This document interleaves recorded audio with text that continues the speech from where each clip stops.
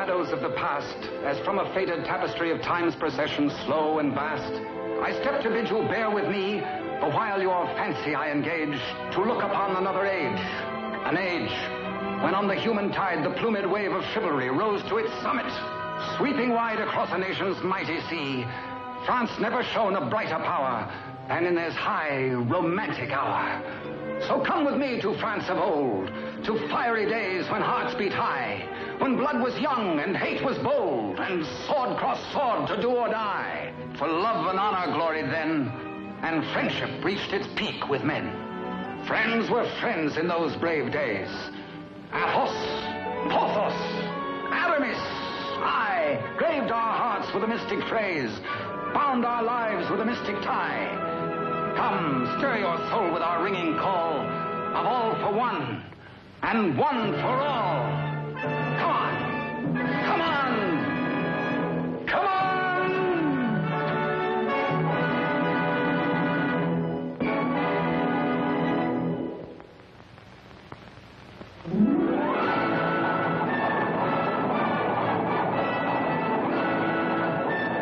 It is Paris on the 15th day of September in the year of our Lord 1638. Public excitement runs high. The populace enjoy a general holiday. Impatiently, they wait for the news of an heir to the throne of France.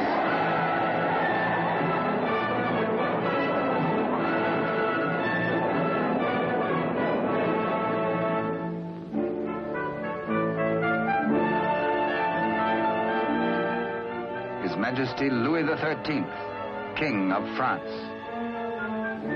Maintaining his royal authority through the wits of others, he is himself weak and vain and lives in the oily smiles of a small circle of favorites.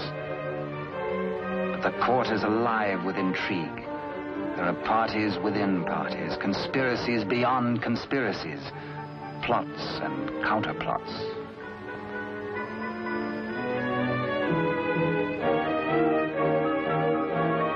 His Eminence, Monseigneur the Cardinal, Duc de Richelieu.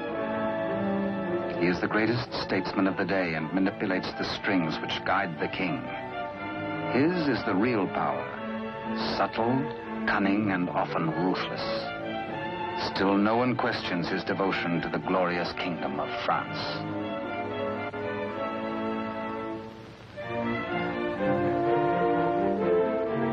On this auspicious morning, the king pays a state visit to his queen.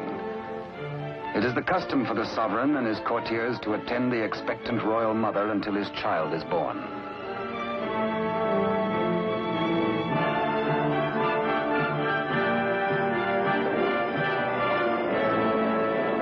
D'Artagnan, of the King's Musketeers.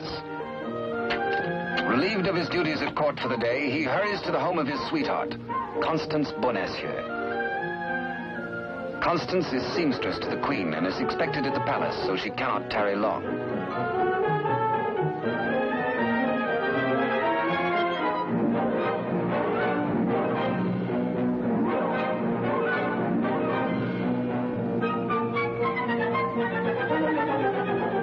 Even the most eager lover, by error, can sometimes kiss amiss, or miss a kiss.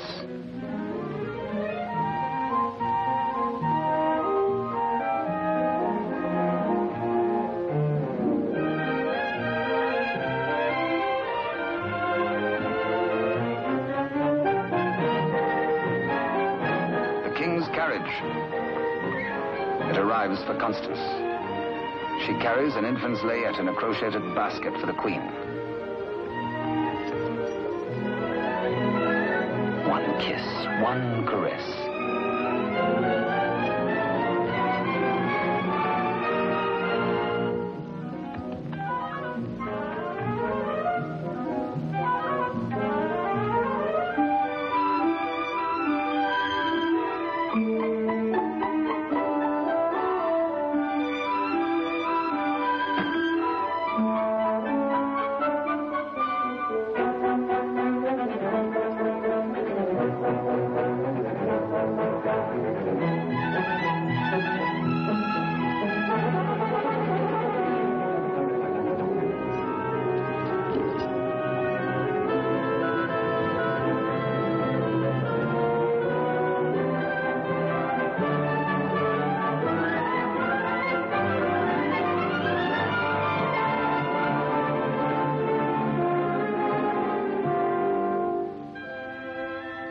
A kiss truly is a delicate plant requiring privacy to grow into a tender blossom, the dream of all lovers.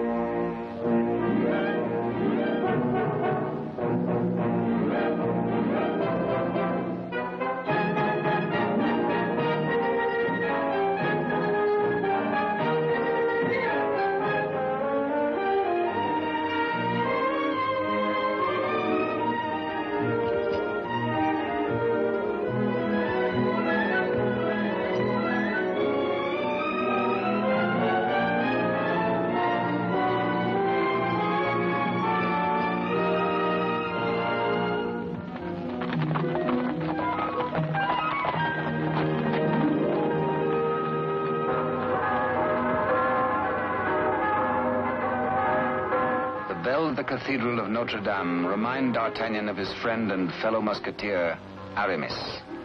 He might be in danger. Aramis had threatened to continue his flirtations with the pretty owner of a roving, provocative eye, who unfortunately is married to an officer in the Cardinal's Guards. The guardsman naturally resents these attentions from this musketeer, but is restrained. Has not the Cardinal forbidden these duels with the King's Musketeers? Hola! Famous battle cry of the Musketeers. Instant help comes from the most fearsome steel in the kingdom. Huge Porthos, brave, strong, a King's Musketeer. And Musketeer Athos, gentle Athos, yet a deadly swordsman is able to kill with his left hand as with the right.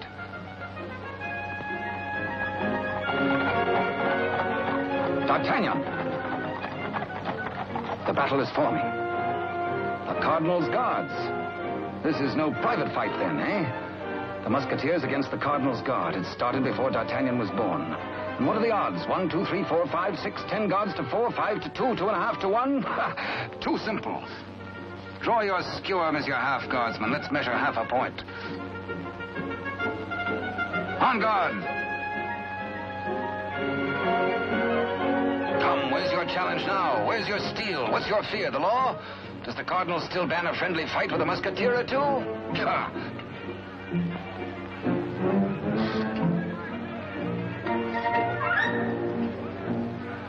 Porthos, as always, is thirsty. He has capacity. D'Artagnan, with his quicker eye, has a more bountiful drinking source.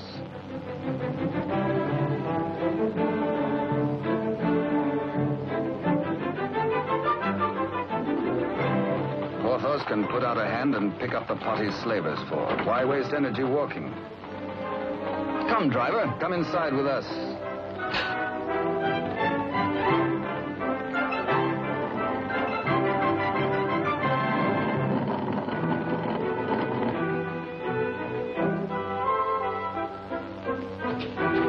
The driver swears his wagon is damaged. His master will skin him. His horse is loose. He has a terrible wife. He has trouble. Everybody is mean to him. He has to be mean, too. Ha-ha! Now, take your temper out on me, good friend. Now, feel better? Now we can talk. I'll win you the price of your horse and more. Come, guardsman, I challenge you to game. This is not forbidden you.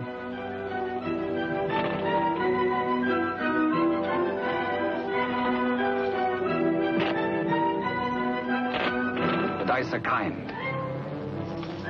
Here's 20 times your price.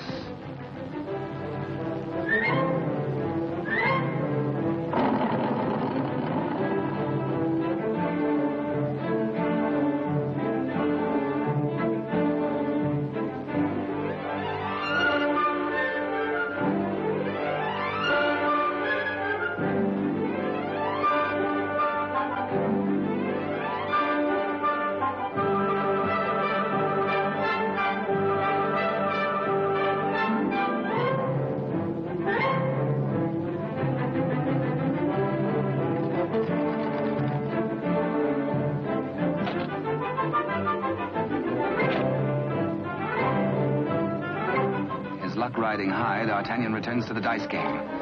Laughing and playing a while longer, he wins hands down from a fat-headed guardsman while waiting for the late evening rendezvous with Constance. Porthos, too, has women on his mind.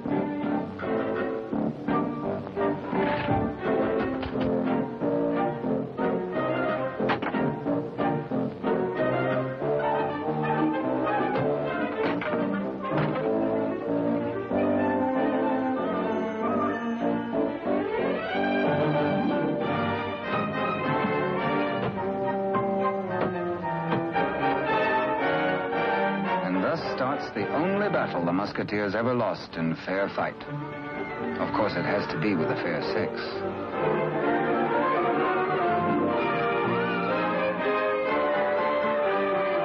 For the first time in his life, a panic-stricken Porthos screams a terrified, "Hola!" Athos hears him. Aramis springs bravely to the side of his comrades, and they flee together.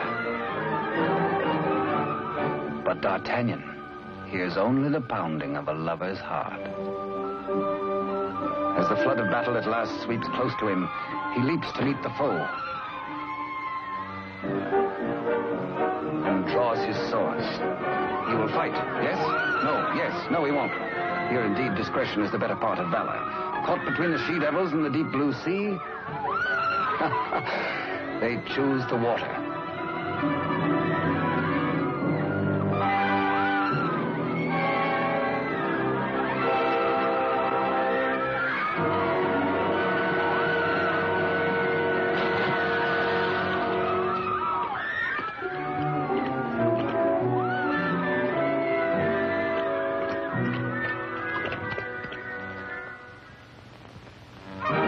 Next morning, the city is in ferment. The pressure beyond the gates is so great that the people are admitted to the courtyard.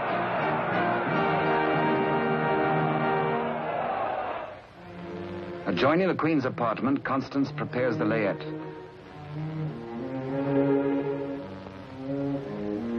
She is informed by Father Joseph, the Cardinal's trusted henchman, of the imminence of the royal birth.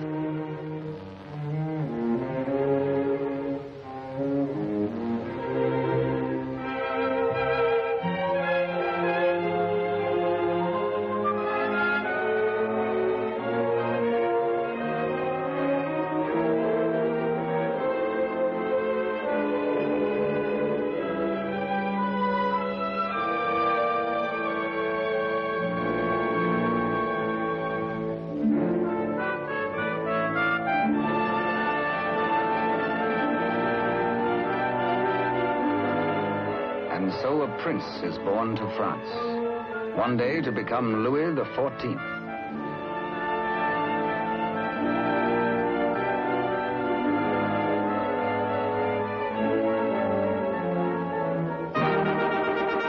By ancient custom, his royal father presents him to the people.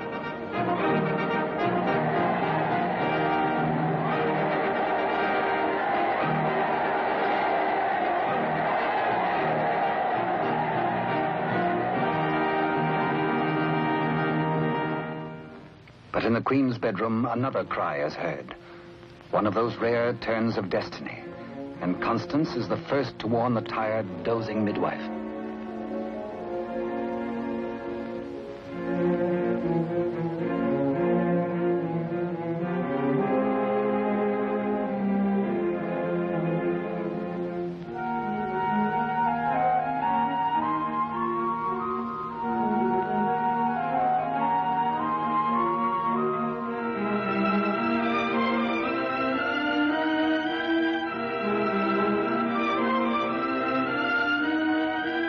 Father Joseph grasps the vast consequences of this extraordinary event.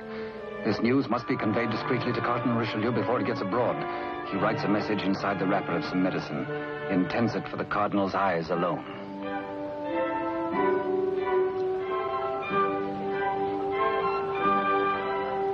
Your medicine, Your Eminence.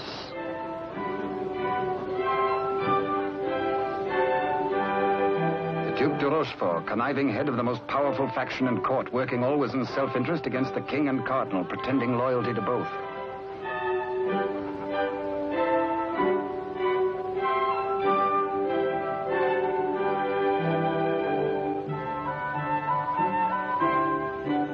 necessity for caution on the part of Father Joseph is indeed well-founded.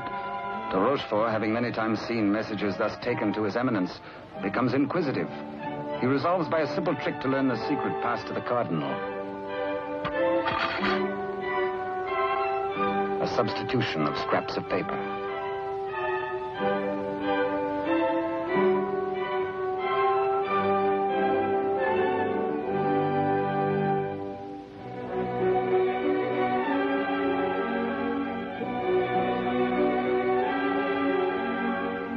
Cardinal realizes that enemies of the regime can do irreparable damage.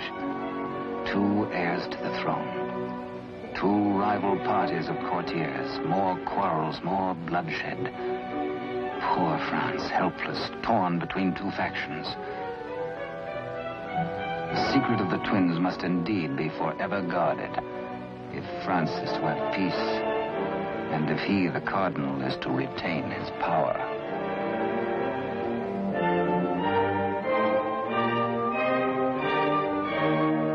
Pretender, this.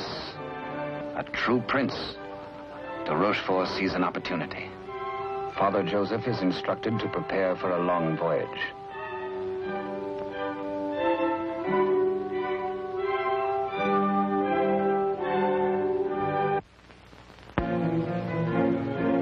The Cardinal has a plan. He sends a page to summon de Rochefort.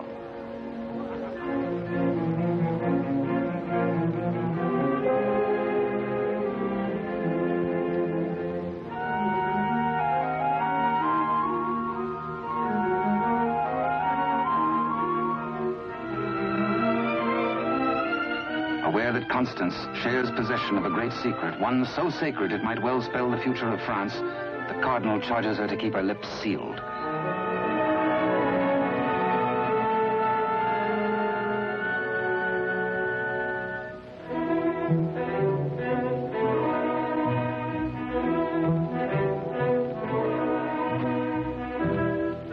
Richelieu entrusts the wily de Rochefort with Constance's safety.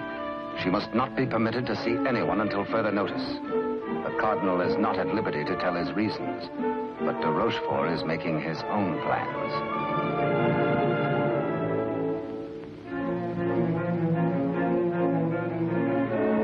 In accordance with the Cardinal's command, Father Joseph, accompanied by the midwife, secretly takes the twin away to the Spanish border. The child shall be raised as a commoner with no knowledge of his royal birth.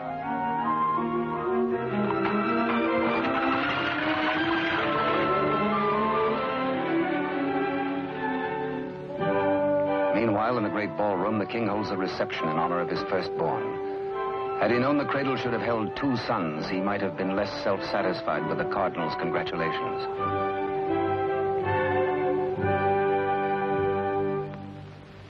To the notorious Milady de Winter, de Rochefort comes to reveal this chance of fate. The future of France may be in their hands. He tells her he will turn Constance over to her. She is to escort Constance to the convent of Saint-Gamel. There, force her to tell the whole of the Cardinal's secret and plans. He will play one against the other, Cardinal against King, for his own ambition.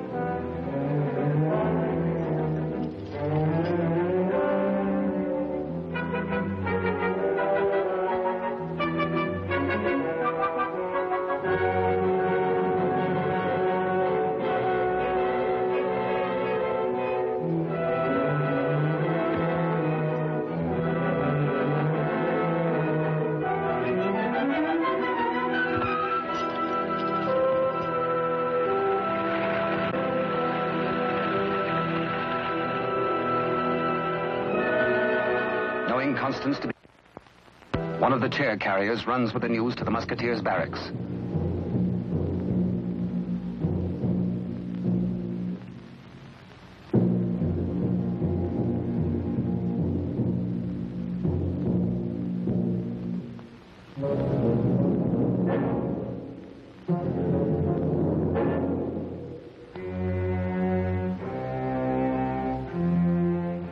D'Artagnan, wake up!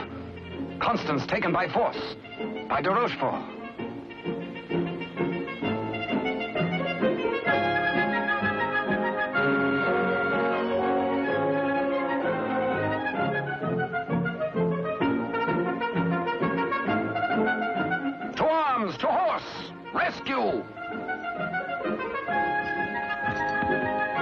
All for one and one for all.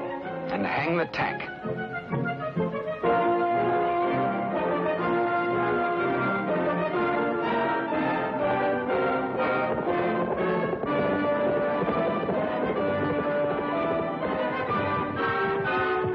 The wily cheat is in no mood to cross steel with this angry Gascon bent on justice.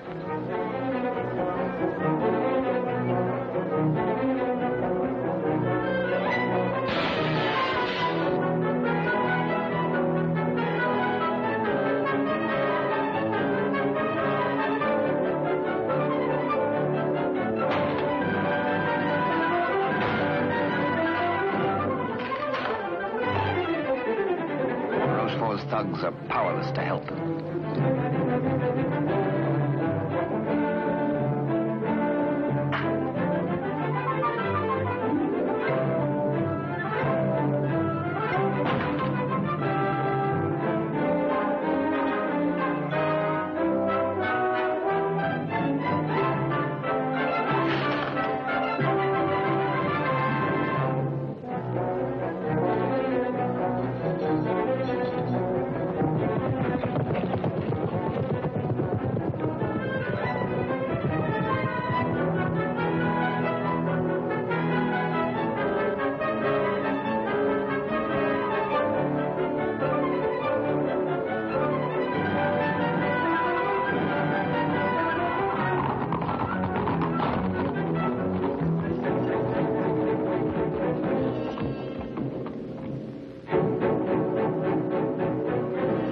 Rochefort is stubborn. He will not talk. He has to be persuaded.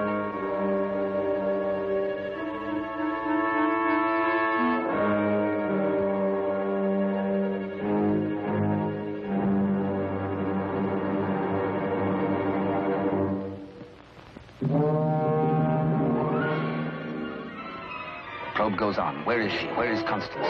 Talk or fall 200 feet to the bottom of the well. Talk or die.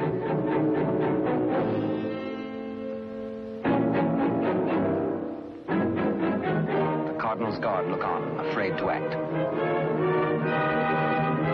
A strand at a time, steel cuts through hemp. 3 strands of it, and now but 2.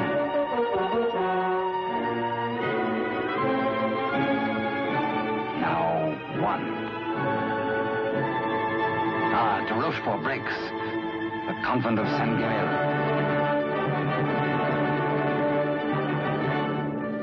To the rescue!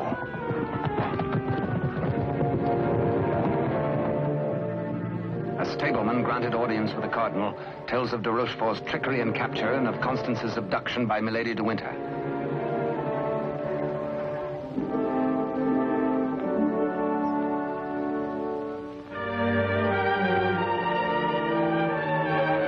Richelieu and his escort reach the well to confront the Duke.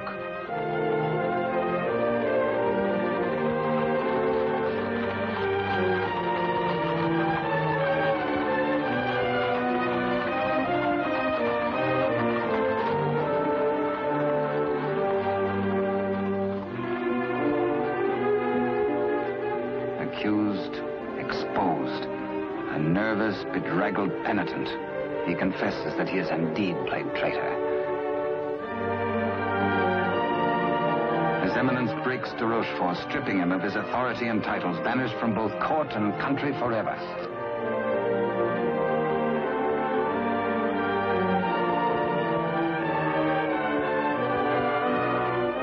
Fearing for the safety of Constance, the Cardinal speeds in pursuit of Milady de Winter.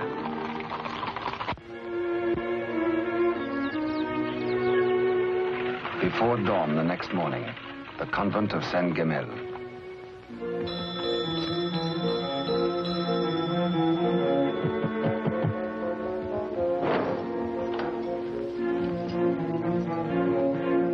Milady de Winter assures the unsuspecting nuns her prisoner is an enemy of the state, to be confined to the convent on orders of the Cardinal.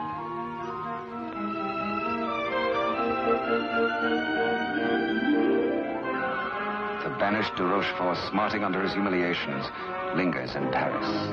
All is not lost. He uses the last of his wealth in a desperate gamble and buys the services of ruffians.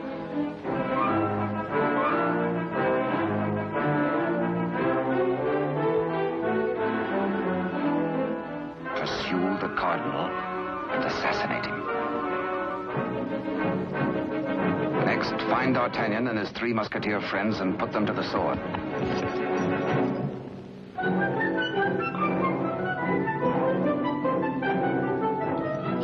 De Rochefort still dreams of himself in terms of the most powerful man in France. The path to power is open if Milady de Winter secures the secret from Constance.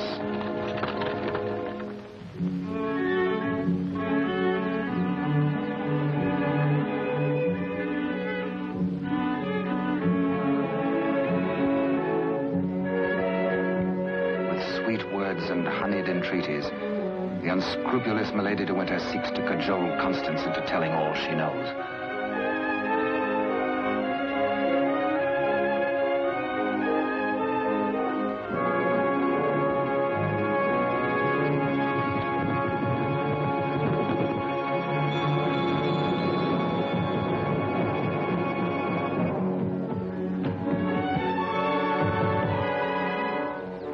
No, Constance Bonacieux is not here.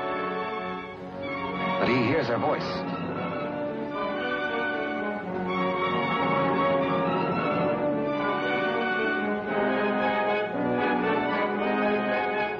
Hola! One for all and all for one.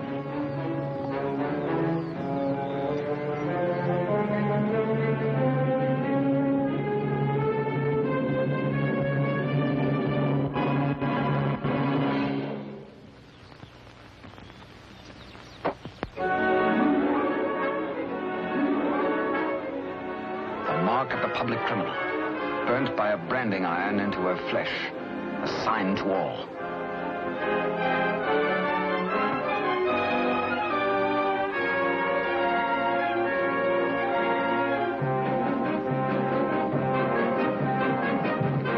Exposed to Constance as a criminal, Milady de Winter is desperate. If caught thus in a second act of crime, by the laws of France, Milady must face public execution.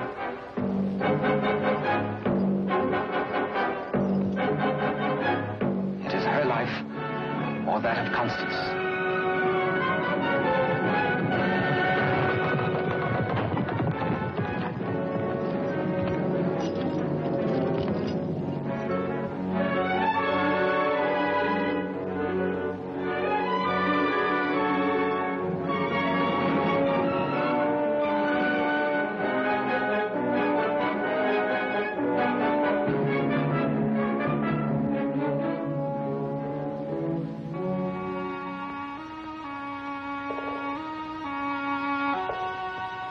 D'Artagnan hears Constance whisper that she loves him above all men. And then she murmurs 3 words, the other one, the other one.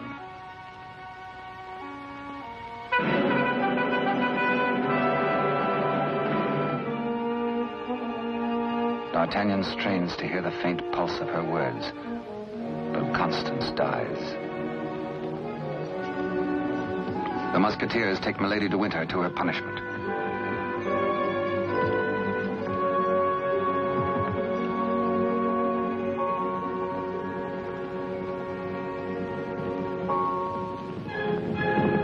His Eminence the Cardinal has traveled through the night.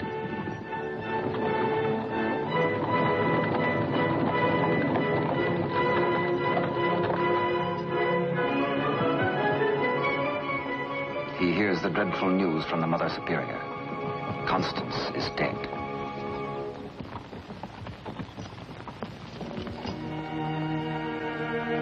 Faithful, loyal Constance.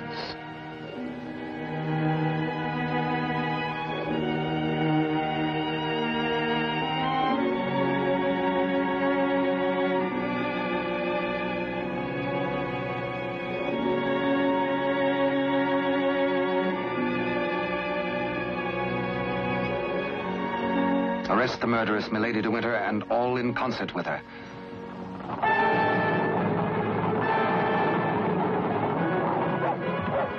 three musketeers, Athos, Porthos, and Aramis, enraged, take the law into their own hands and deliver the murderess to the public executioner and order her death.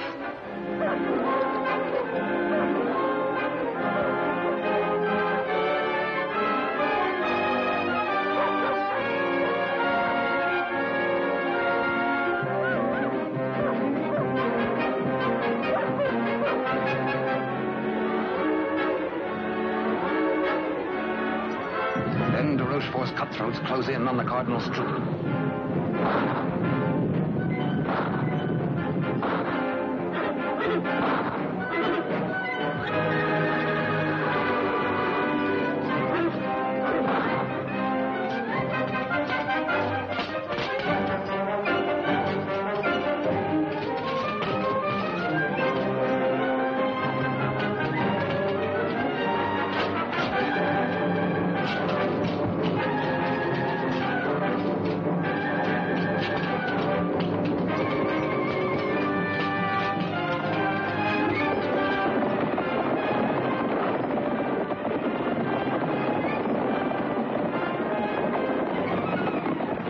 Some distance away, the musketeers are captured by their deadliest rivals. The Cardinal's guard formally arrest the musketeers for continuing to take the law into their own hands.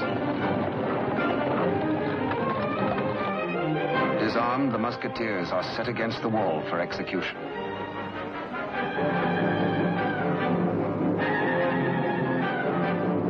Your guards would take the lives of my friends. Single-handed, they shall have revenge. The Cardinal asks a moment to ponder. Constance dead. A murderess executed. Enough blood has been shed. Now this strife twixt musketeer and guard shall end.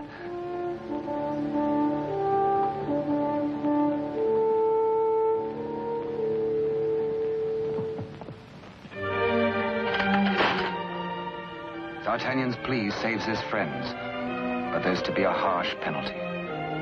Richelieu's plan concerns the state, and these continuing disputes between his guard and the king's musketeers. The four musketeers must separate, never to come together again on pain of death. His judgment, oh, a sorry day. The musketeers are banished, each to his own province, never to visit Paris again, nor set foot beyond the bounds of his own fields.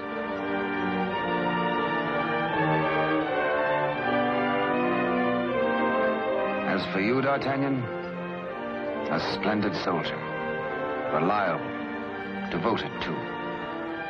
You henceforth shall be bodyguard of the future king, beloved of France, the nation's one. At one fell swoop, all strife is done. The musketeers prepare for their banishment. Godspeed, farewell.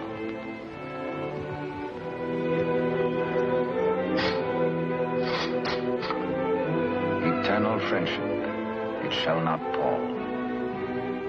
All for one, and one for all.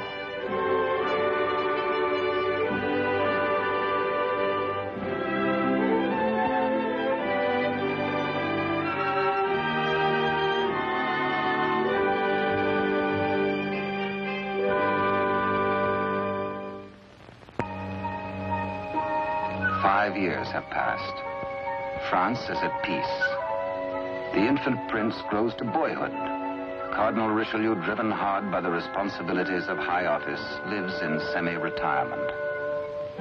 And a royal father educates his son in courtly etiquette.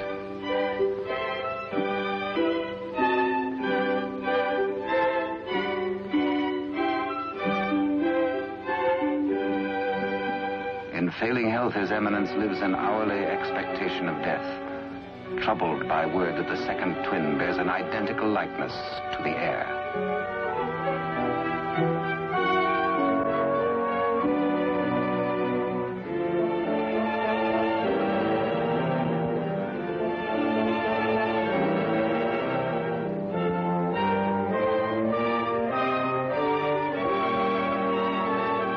Dangers inherent are obvious and weigh heavily on the Cardinal's mind.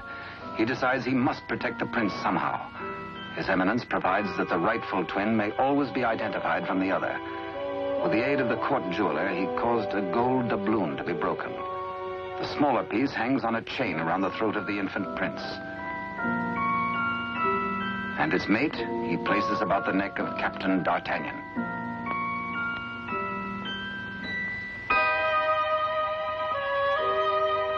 And so, by joining the pieces, the true heir to the throne of France and the prince's first guardian are known to one another for all time. He starts to say, I hold a secret.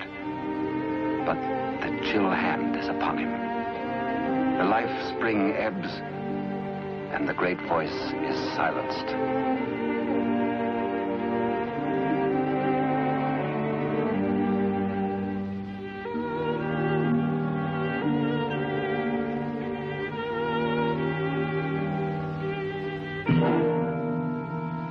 A great statesman passes into history. The church loses a noble servant, and the ship of state is without its pilot. What was this secret that Richelieu and Constance shared? The other one.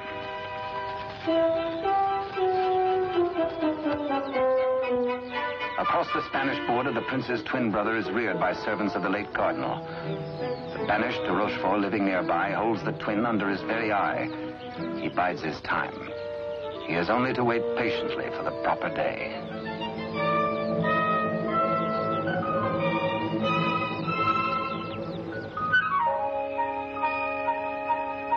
Upon the death of Louis XIII, the heir to the throne, or the Dauphin as he was called, became France's King Louis XIV. Both he and his twin had grown to manhood. The brothers are alike as two peas in a pod.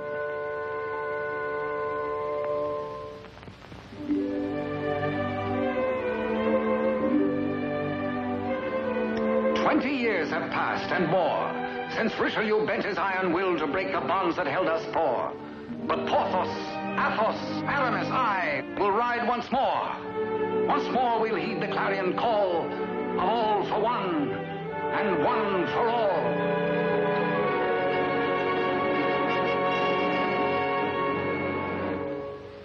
During the years, de Rochefort's connivings have brought the exiled twin under his control. Secretly, they have returned to Paris. De Rochefort has lavished upon the usurper the trappings of royalty, teaching him to copy even the handwriting of his brother, the king. Yet the quality of the spirit so generous in the king is replaced in the brother by hatred and viciousness.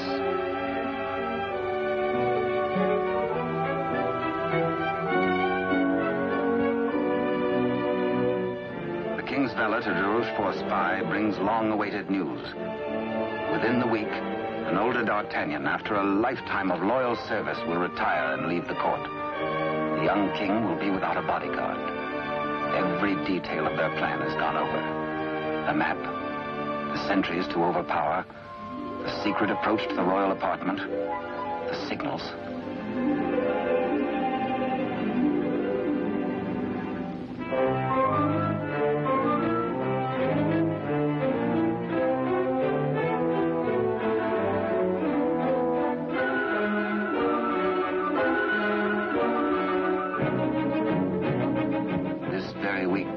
Tells the pretender, you will be His Majesty Louis XIV, King of France. Louis XIV, King of France, spends D'Artagnan's last day in fun and gaiety.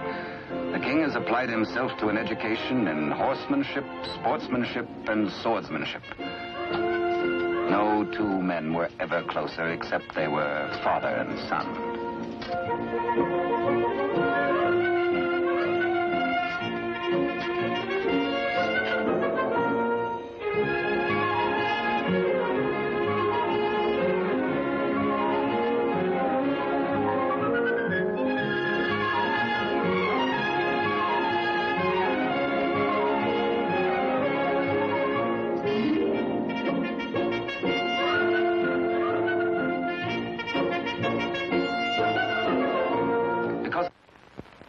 Early, D'Artagnan enters the royal bedchamber to bid the king goodbye.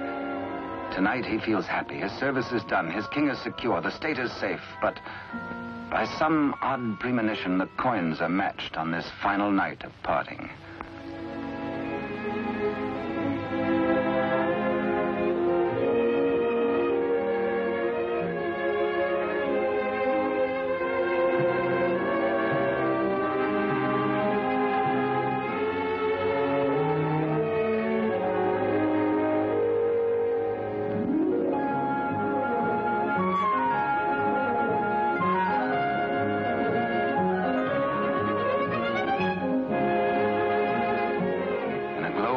memories of a delightful evening with the king, Captain D'Artagnan arrives outside his lodging and is amazed to find himself beset by ruffians.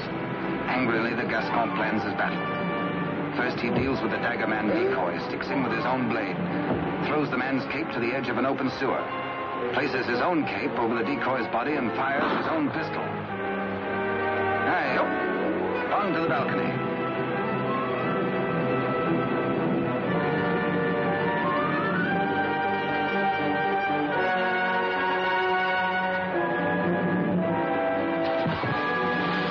There, they believe, goes D'Artagnan.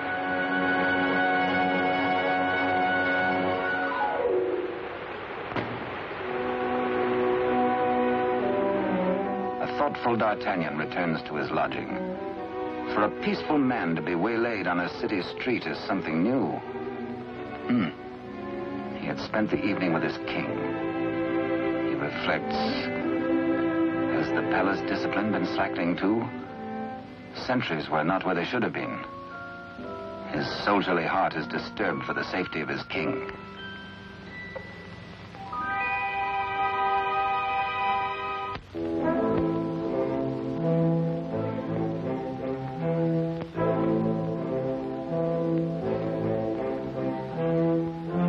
Rochefort's plan is working without a hitch. Sentries at the outer gate have been overpowered. Entry is forced into the inner quadrangle. The palace is entered through a servant's postern leading to long-forgotten cellars. Success. No sound, no word, no warning.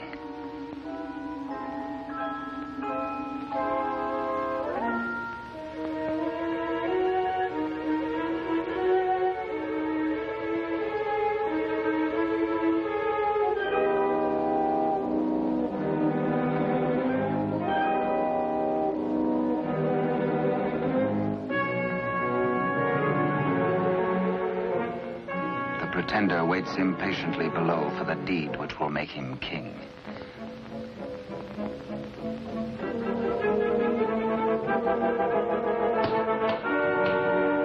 In the anteroom to the king's bedchamber, de Rochefort's maggot awaits his master's signal, ready for the final treachery.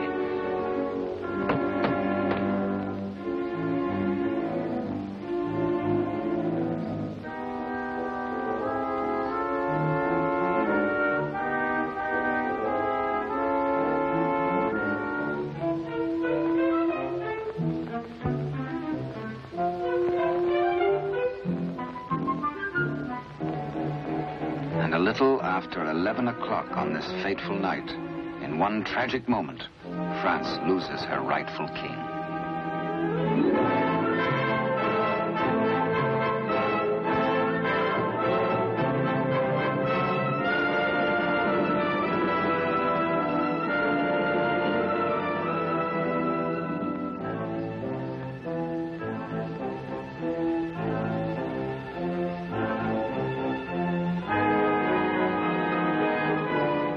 Bewildered, uncertain if he dreams or not, King Louis XIV, surrounded by strangers, looks unbelievingly at a venomously mirrored likeness of himself.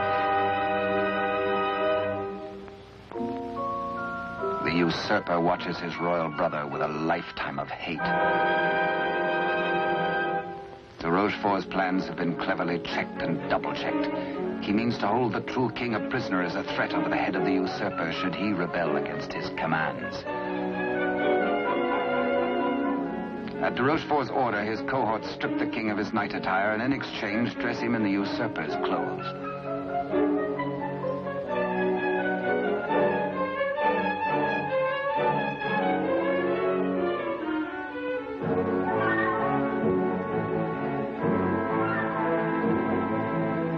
Into the palace cellars, a messenger reports breathlessly.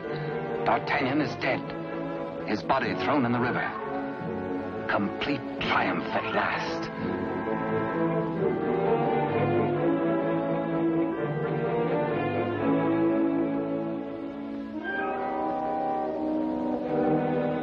An iron mask, an invention of the devil.